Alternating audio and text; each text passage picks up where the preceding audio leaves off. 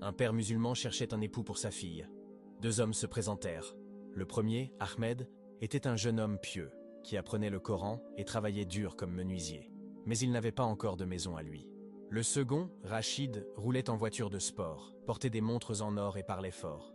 Il ne priait pas, disant « Je prierai quand je serai vieux ». Le père, ébloui par l'argent, rejeta Ahmed avec mépris. « Ma fille ne vivra pas dans la sciure de bois. La piété ne remplit pas le frigo. » Il donna sa fille à Rachid.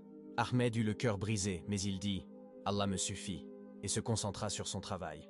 Le mariage de la fille fut grandiose, mais dès la première semaine, le cauchemar commença. Rachid était violent, jaloux, et son argent provenait de trafics illicites. La fille vivait dans une prison dorée, pleurant chaque jour.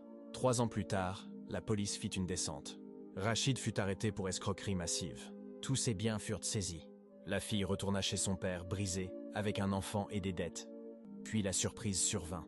Mais avant de te dire ce qui s'est passé, si tu crois qu'un époux qui craint Allah est le plus grand des trésors, appuie sur like, abonne-toi et dis Astaghfirullah en commentaire et partage.